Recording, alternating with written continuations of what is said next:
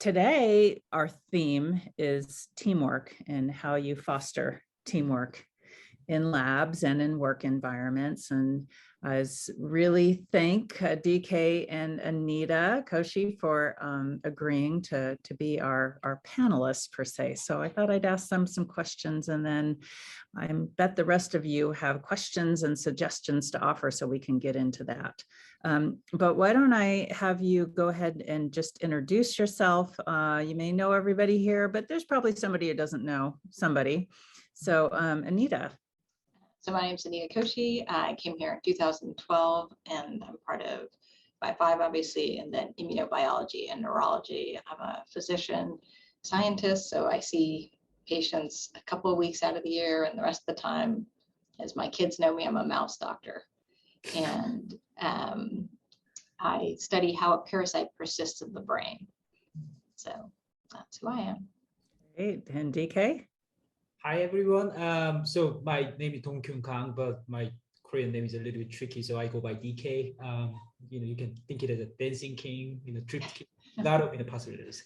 I'm an assistant professor, optical sciences and biomedical engineering. I joined university in 2017, a couple of days before Thanksgiving Day. And so it's been like 4 years and a half almost. And so I thank Jennifer for inviting me for this opportunity, but I have to be pretty honest from the get-go. So I'm still trying to figure things out myself, how to build my lab and stuff. So I think this is more about sharing how I've been struggling and actually trying to get help from you guys rather than I don't know. So that's how I take it. So just to clarify. Sure, DK. I mean, we're all in that boat, right? Right, exactly. So I thought you two were really interesting to have, because DK, you actually have a split appointment between two different colleges, and actually have lab space, both in BSRL and in Minel Optical Sciences. And then Anita, you're the mouse doctor or the person doctor, right? So both of you span a lot of disciplines, like a lot of people here in BIO5, and just have some interesting experiences, that's for sure. So DK, let's stick with you. Tell us a little bit about your students. What degree programs are they from, and what other diversity do you have broadly in terms of your lab members? Right. So currently I have about 16 students. So 3 are PhD students. All 3 PhD students are from optics program, and then 1 master student from biomedical engineering, and then 2 undergraduate students. Both are in pursuing optical sciences for undergraduate, and then 5 of them are female students, and then 1 male student. And 1 from China, 1 from Japan, 1 from Philippines, and then 3 are domestic students. Some are in the first generation college students. 1 student is Hispanic. So I would say somewhat diverse environment that we have, and except for 1 student, most of my students are somewhat new to the field, like biomedical engineering and also optics. So we're sort of I almost rebuilt my group early last semester, because a lot of my students graduated last year. So it's kind of brand new, like almost version 2 of my group. So that's where things are at. Yeah. Great. And Anita, how about you? So from graduate students, I generally get them from the neuroscience program or from the ABBS umbrella program, which then filters down into medical. I don't know what we're called now, medical microbiology, medical something, GPMM. It's gone under a couple names, but that's through the Department of Immunobiology. Undergrads, over the almost 10 years I've been here, we've had a huge range, and we get those from a number of, just volunteers to UBERP to UROC. They span first generation. About half of my undergrads have been underrepresented, and probably close to half, I haven't counted that number, have been women, probably over actually half. And then they've gone on primarily to medical school. 1 has gone on to graduate school. And two, so my graduate students have been, I had a woman who was from Nepal, who not from a wealthy family, and had a very interesting history and just amazing resilience. And then I've had two underrepresented these three are all first in their family, two underrepresented Hispanic or Latino graduate students, and the current two are both, one's from North Carolina, one's from Arizona, and women. And then one postdoc who's a woman who's now moved on to a different lab, and then a postdoc from India who has stayed in my lab as an assistant research scientist. Sorry, I'm always trying to get the right title. So, so a pretty diverse group, and but a group that thankfully gets along.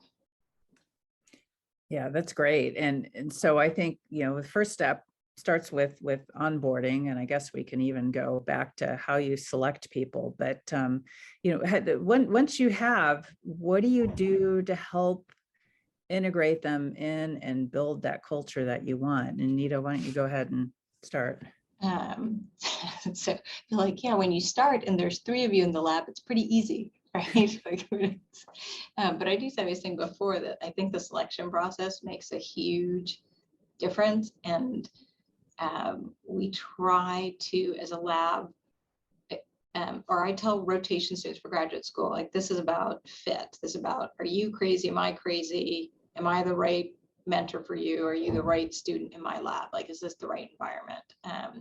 My postdoc mentor said to me when I was interviewing for him, like, he takes a lot of care who he puts in his lab. He is fortunate to be very successful and have many, many opportunities, but he says, I value a lot about the personalities of people, because it only takes one disruptive person to sort of destroy lab culture. And so I do think about that a lot. And anyone who's coming into the lab, I get everyone's input, everyone who's there. They don't have final say, but I want to know, okay, can you work with this person? Are there red flags? Because to me, it really matters how other people treat each other. And often, if I'm sort of the head, my relationship with that person is going to be really different than someone who's their peer, etc. And so understanding the dynamics of that peer matters. And then onboarding, who knows how we do that? It's I always tell people, like, look, it's your career. I'm not going to count noses. I have a very busy personal life and kids and all that, but it's like what you want to get done, right? Like, there's not a perfect correlation with how much time you are in the lab and how your productivity, but there is a correlation. And so it's really up to what you want to drive. And for undergrads, we're a little more rigorous. Like, you have to be 15 hours. And we really try and make them think about that, because if they can't do that, there's no fault, but I try to make sure they understand it takes a long time to train them, right? And a lot of resources. And I think many undergrads think we're like, oh, we're so lucky to have an undergrad. We're like, well, do we want this undergrad? And so I think once they sort of understand, actually, it is a two-way street, and we put in a lot of effort, most of them take it seriously. Fantastic. DK, how about you? Right. Well, initially, I made this, PDF documents. It's not really about like the lab itself, but trying to provide a new student with some of the resources that they can use for understanding basic, microscopy concepts and things like that. So there are really nice websites. So I kind of laid out, almost like checklist, and then there's also a list of trainings that they need to go through. There's list of some of my favorite inspirational books that I recommend.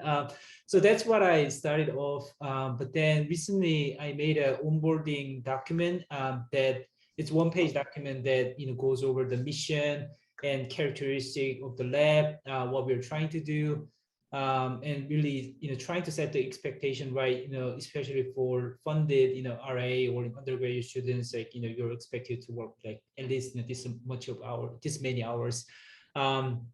So that's what I started recently. I don't know whether that's helping too much or not. And the other thing that I do is I do like, state of the lab, kind of presentation pep talk, to the group. So going over what we have accomplished the previous year and, what we planning to do, and reminding the group that, the kind of characteristics of the lab and our mission, our vision, and so on. So just because I like, doing pep talks.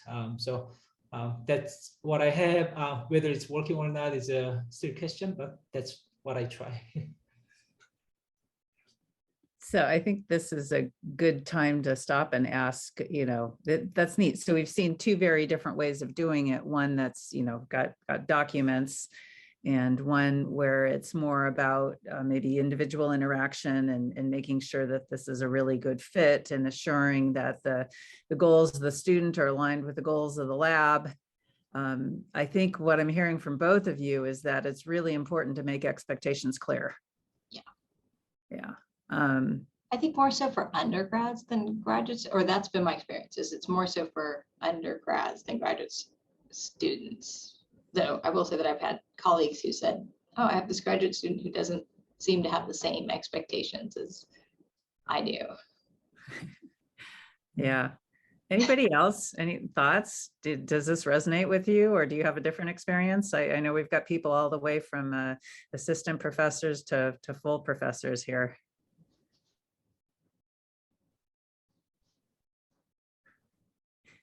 Speak up, Rob. Robin has a thought. I know. Yeah. I don't want to dominate too much, but I've run into some recent issues where students want to leave. They get a job offer and they suddenly lose interest in their project and want to get out of the lab. And I've really only experienced that recently, and that's with grad students. And sometimes, and the thing that surprises me is there doesn't seem to be any communication, and maybe it's a reflection of the industrial culture, but they don't seem to contact me, because I'm used to, if somebody applies for XYZ Corporation, somebody at XYZ calls you up and says, when is this person ready to leave, and so on and so forth. And there doesn't seem to be any regard for them finishing their project or getting their project to a point of leaving. So I don't know, that's a new thing for me. But with regard to undergraduates, we've had a pretty strict rule, which I think has been very successful, is we only take students in their first and second year.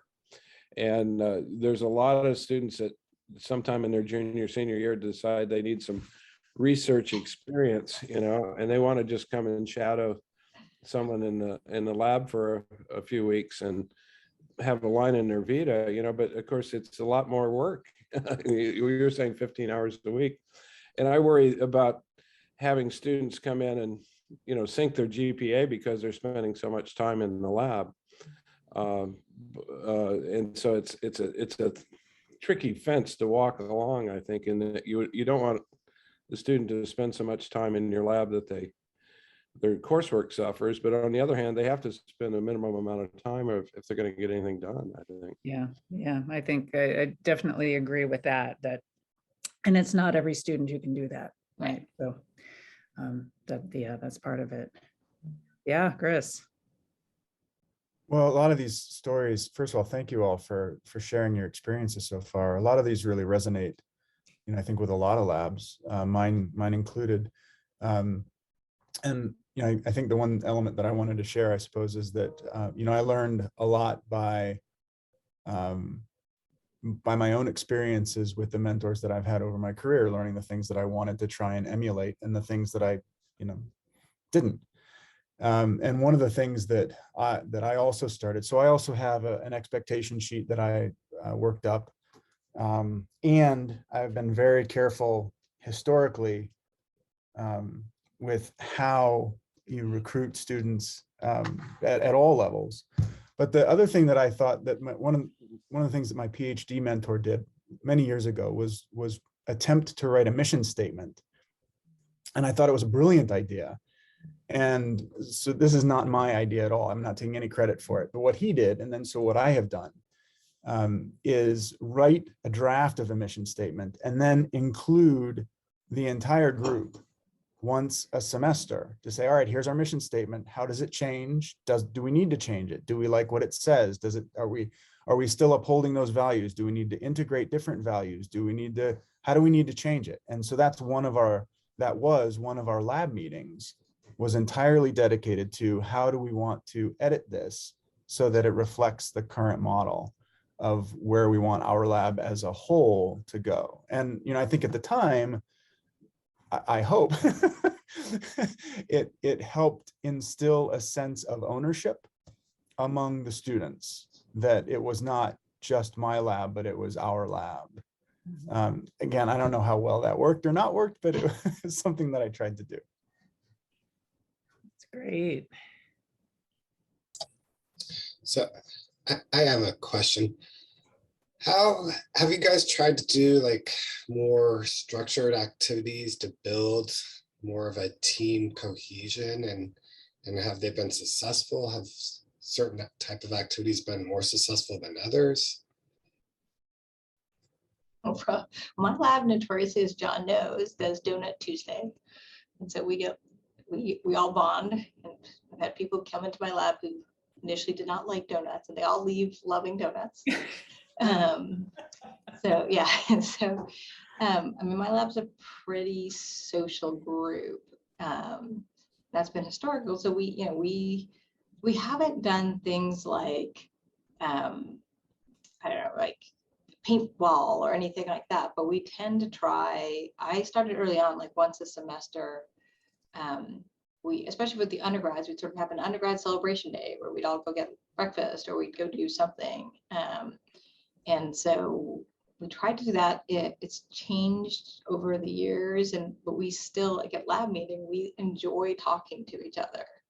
And so lab meeting's a big time when we all get together, and we usually have at least a celebration for everyone's birthday or whatever. And so those are times that we bond, I think, socially.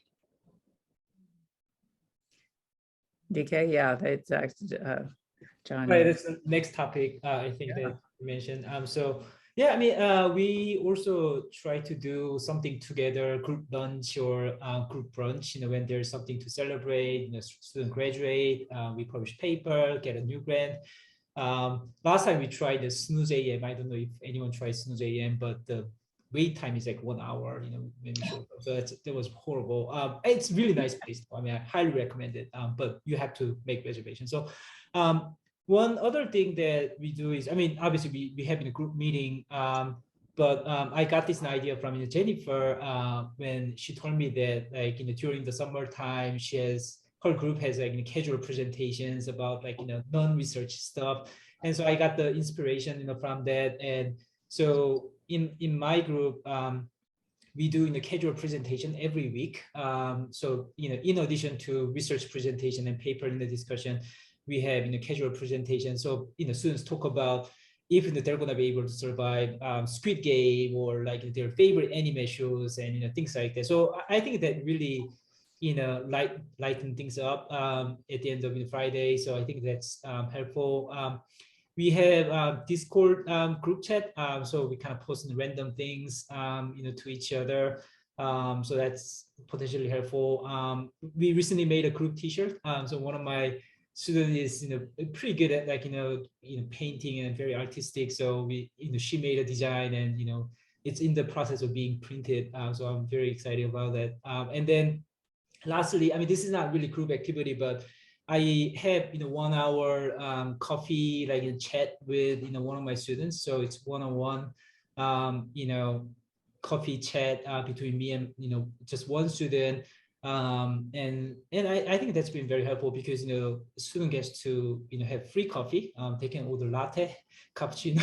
It doesn't have to be free coffee. But I think it's been, I mean, at least between like me and the student at personal level, I get to understand better, and student can understand me better. So, and it's kind of weekly entertainment for me. Otherwise, I mean, we're all stuck in our office and not really talking to anyone. So, and actually, I recently opened it up for anyone at the U of A. So if anyone's interested, having free coffee, let me know. Yeah, I started having coffee with my colleagues, professors in the department and so on. So, but anyway, so this is what I'm trying.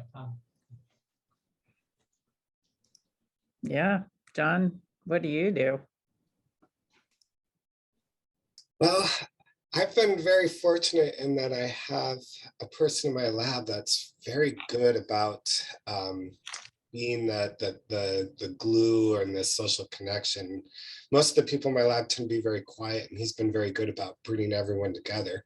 But he's going to be leaving this summer, and so now I'm very conscious of this and thinking how do I see if someone steps into that role. If no one does, then how do I stimulate that, and do I do it kind of more covertly or more obviously to try to keep that team cohesion together? So it's actually something that's been weighing on my mind quite heavily lately. Yeah, I had an undergraduate who actually then spent a year as a technician after she graduated, who would do everything from make seasonally themed name tags, go around, in February, everybody got their name tag with hearts all over it and decorations put up. And yeah, it's hard. I'm just not that kind of person, right? I'm not going to go decorate for Valentine's Day, but everybody enjoyed that when she left, and after she left, enjoyed that while she was here. And then after she left, that kind of went away, but then you try something else, right? I don't think there was any way that we could step into those shoes, but I think what I'm hearing is that deliberate activities, though, are important of some kind. Anybody have anything else that they do?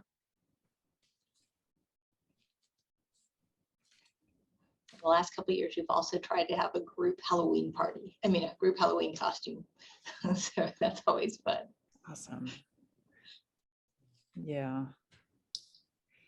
Yeah, I got a membership at the Sands Club and take the lab there once in a while just for, happy hour or lunch or something like that. Yeah, that has mixed results. Sometimes these things catch on, sometimes they don't. And Robin, you anticipated my next question for Anita and DK, which was, what happened during COVID? How did you stay in touch and during the shutdowns or the restrictions? And do you still use any of those techniques today? I think a lot of us are struggling with in-person versus staying on Zoom.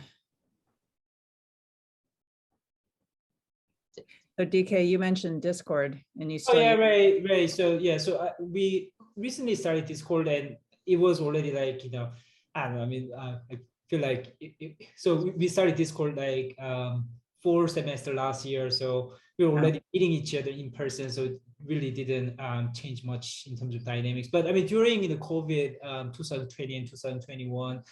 Obviously, we held in the group meetings by Zoom.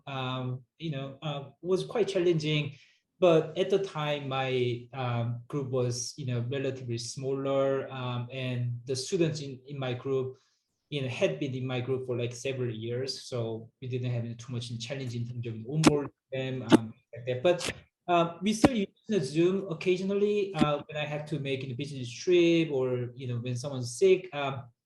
And a couple of weeks ago, we did like the casual Friday Zoom chat. So we kind of used all the filters and stuff. So it was really fun thing to do just for the sake of it. But other than that, I feel like, we're sort of, almost going back to normal in person by now. So. Yeah, I was in my group during the shutdown. I was pretty aggressive about writing whatever protocols I had to enable people to be in the lab. And we did, varying shifts, and we did whatever. There was only one person who was home for a couple months because she had no justification for being here. But everyone else had ongoing active experiments. We do a lot of mice stuff. And so, shutting that kind of stuff down, I was incredibly thankful that the university took the road it did and didn't make us waste animals and things like that, because that would have been truly awful. And I had a student who needed to graduate, and another student who was getting reviews, trying to work on reviews for a paper and things like that. And I also think that for my own mental health and my lab's mental health, we all needed to come in. We just did. And I think because, most of my students, I imagine it's true for everyone, are not local. So it's not like they have a support network beyond sort of the lab. And so we did things, we actually probably had more celebrations during the pandemic just because people needed to connect. We did them outside and we did them with distance and things like that. But I also have a relatively good sense of everyone's risk and where they peg. And I think that's where being a physician helps me. And I happen to study infectious diseases, it's particularly with the nervous system, but so I have a good sense of that. And so, I could talk through issues with people in a way that maybe other people are less comfortable doing. But from a mental health standpoint, I think we all needed connection. And so we just did things outdoors and distanced and things like that. But we did do Zoom meetings for a while. But as soon as we could safely, we started in person. So we're all in person for virtual meetings. For a lab meeting and things like that. Now, again, like I know my own risk, I know their risk. And so there's some level to that. Mm-hmm. Yeah. How about everybody else? Do you still have your lab meetings on Zoom or hybrid? I do hybrid most of the time. We're in person. Again, it just helps a lot, but we're a virus lab, so every day we work with viruses and don't infect ourselves. So you know how to be safe. Yeah. Good. Yeah, well, so my last question for you, DK and Anita, you kind of mentioned that it's really important that you pick people who come in who have a good cultural fit and you think are going to be good colleagues. But there's inevitably issues that will come up, and even with the best people can go through difficult times. Do you have any advice on how to deal with people who are not being good teammates? Yeah, I think I can take that first. So I had probably two students that I struggled with, and I couldn't quite figure out what it is fundamentally, but it could be that the students, the personality and the expectation was not really in line with what I was expecting, maybe. So we struggled a lot. So I've been trying to do setting clear expectation that both my student and I can agree on, and then really write it down and print it as a piece of paper, dated, and then give it to the students so that it's super clear. I only started doing that recently, so we're seeing how that works out. And other thing that I've been trying to do was so I have weekly one-on-one meeting. As you guys all do with each student. But after the meeting, I asked the student to send me the summary of what we plan to do. Other thing that I tried to do was to just limit number of things to do to 3 or less, because you're not good at counting more than 3. So that's what I've been trying. But one student didn't quite work out. The other student, although the student struggled, quite a bit, and I struggled quite a bit for a year, the student eventually, got a nice job. So I am happy with the outcome eventually, but seems like it's not always working. So this is the part that I struggle the most, I think. Yeah, I think so. I think there's 2 levels of issues there. So one is, someone who's just not meeting my own expectations. I've been fortunate to have only one student like that who is a great person and has moved on to a postdoc, but was really had to do with deadlines and, okay, you have to graduate, you need your dissertation here, right? And so part of that was, for me, was setting expectations and saying this is your career. If you don't graduate, that's a bummer for me, but it's not a career altering issue for me. And so I think it worked, but it was a lot of work on my end. But the other level is inter-team conflict, right? And I've definitely had that. Again, generally, we don't have too much because we try to be careful about who comes into the lab, but we certainly have had it. And when someone brings a conflict to me, I try not to intervene, because I think if I intervene, that that makes the conflict bigger than it potentially actually is, right? So I try to give people strategies for, okay, well, how would you want to address this? Or how about, could you go this way? Could you have a conversation with the person? When that there is a level at which point I have to intervene, and then I'll take someone aside and say, hey, like, do you think this is a reasonable behavior? Here's why I don't think this is a reasonable behavior, or have conversations around that. But I try to get people to solve their own problems, because I think my inserting myself in it often is not helpful, right? It actually is going to exacerbate the situation. Like, I'm no one's parent in the situation, and we all have to act like adults. So I hope I give them coping skills more than anything else. Yeah, that's always a tough one.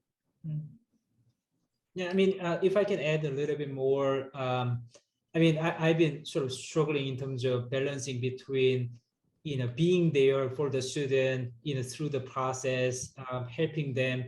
And on the other side, though, I mean, we have this, funded project that we have to meet the milestones and deadlines and whatnot. So, I mean, for some students, I don't have to struggle at all. I mean, they just work on it because they're passionate, and they have the right kind of work ethics. But then for other students, I mean, they have other things going on in their life, so they want to balance, to their best, and that's not always what is sufficient to meet the goals that we propose in the grant application. So that's a kind of part that I'm still trying to figure out. I think a lot of students particularly struggled during the pandemic. And Anita, I hear you about making sure people came in because they needed, I think a lot of students felt a lot of isolation and really had a difficult time with that. And that's always hard too. I did have one grant where I simply never could get one of the aims done.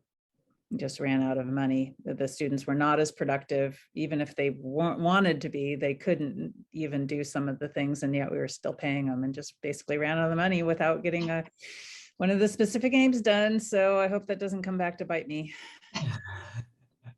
Yeah. All right. Well, let's open it up. Does anybody else have any other suggestions or questions for the group?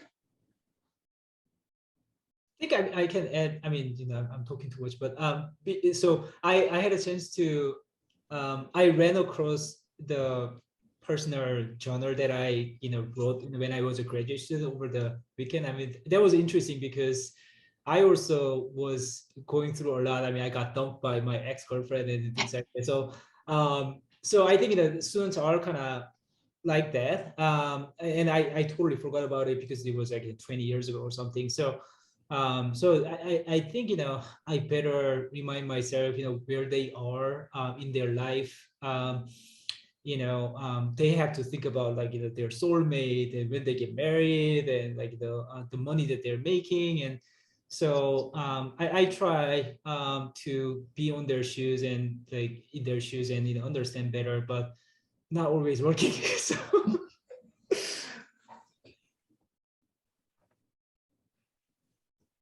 Yeah, Laurel, if I can put you on the spot, I think you're the only grad student on here. Is there anything that your lab does that you'd like to share? Yeah, sorry, I was joining this because, it's been really helpful to hear all of the advice and suggestions and what people are doing in their lab. I'm in a lab that's sort of new. I was the first graduate student in Dr. Hutchinson's lab. I would say that, yeah, the pandemic was pretty rough, where we kind of felt isolated. Some of what we did was remote. And so I think that's at least changed where we're kind of targeted when we go into the lab. We're mainly like doing the projects that need to be done, and then it's back on the computer, either at home or in the lab.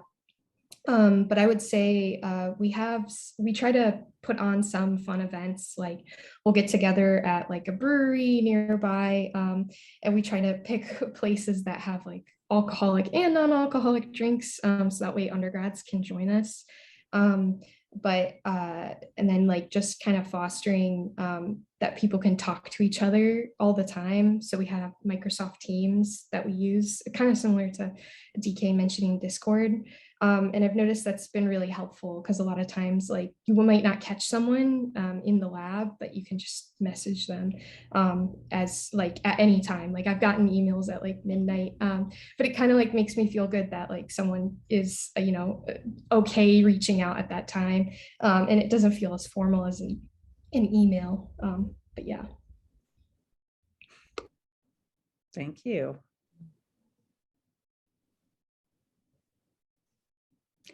Yeah, so we've basically been talking about research labs, but I know really a lot of these same issues come up in staff groups and core facilities and things like that. Jody or Regina or Amy, do you have any thoughts about things you do to have camaraderie in your groups? Yeah, I know on the, so we're on the administrative side of BIO5, for those of you that don't know us.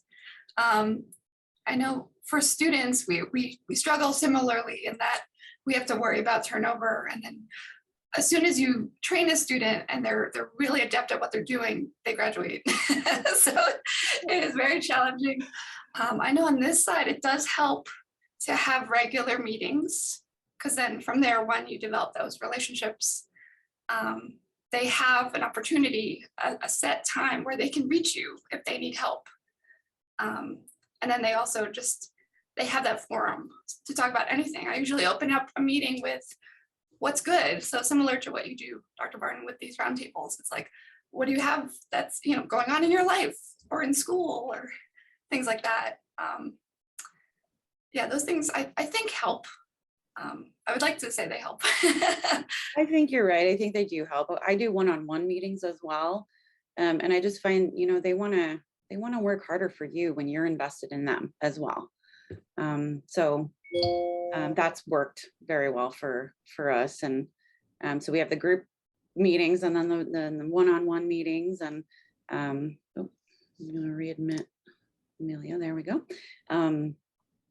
I'm trying to think what else we've done in the past, pre-pandemic. We've done like team Christmas parties, and that everyone seems to really enjoy that. It's something that they look forward to. Everyone looks forward to seeing each other outside of a work environment. I don't know what else, Regina. I'm trying to think. What else do we do? You were going to take the students to Biosphere too. Yeah, we're actually going in a few weeks. Yeah, so that's kind get of away and also see something sciencey that they don't get to experience here. So yeah. Hi Amelia, how you doing? Yeah, those are great. Actually, we tried in my lab group to have a one field trip a year to someplace, and we've done things too, like go to the Arizona State Museum. How many people have been there? And that place is amazing. And, most of the students have never been. They will be open over the weekend for the open houses at Science City. If anyone wants to go for free.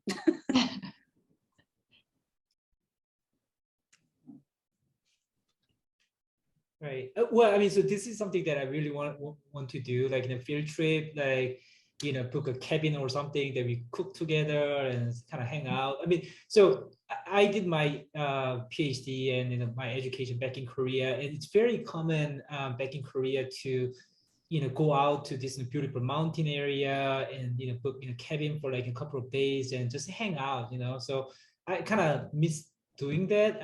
I don't know how common it is to do so here, but it's something definitely that I would love to organize.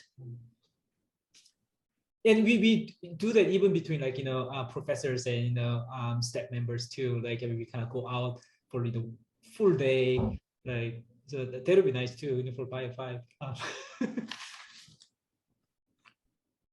In the media facility, we do a good job at hiring. That's really important, as Dr. Koshy said, getting the right people. And we tend to hire people that are very interested in science. And we work as a really good group. Everybody is asked to contribute in whatever way they can. And some of the ideas that have come from our students are wonderful, and they have buy-in, and that's important.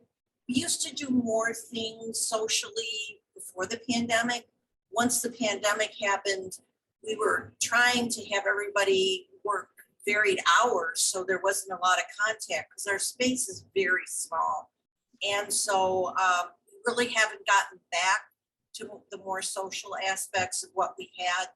But getting to know the people is important too. Spending time with them, learning a little bit about their families and their goals in life is helpful because you get on a more personal basis with them.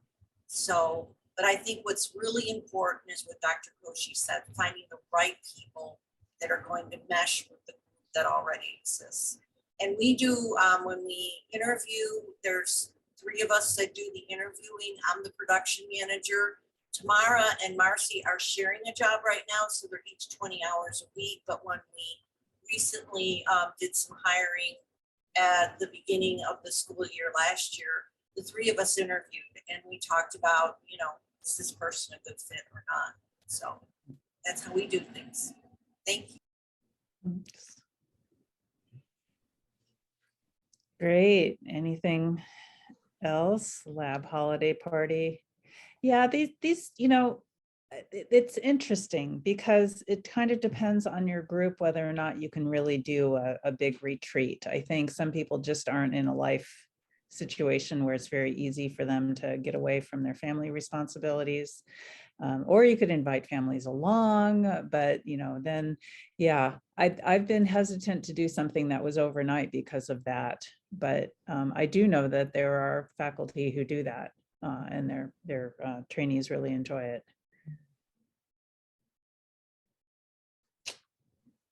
All right, any other questions or thoughts for the group? Can I ask one question? Yes. Okay, sorry. Curious, so given that a couple people mentioned that they have, you know, one particular social butterfly that organizes everything for everybody, how do you foster that person? Because I was that person as a graduate student, and now I'm so burned out on organizing things and doing those social events that, like, I don't want to plan anything for my lab right now. Like, I'm just burned out on it. So how do you foster that social butterfly? Yeah, I sort of agree with Jennifer. Like you have one or you don't, but we sort of, I think we don't put that onus on. There's generally one person who does more, but I try to make sure that we're all sharing in it. And so one thing is like celebrating birthdays or whatever.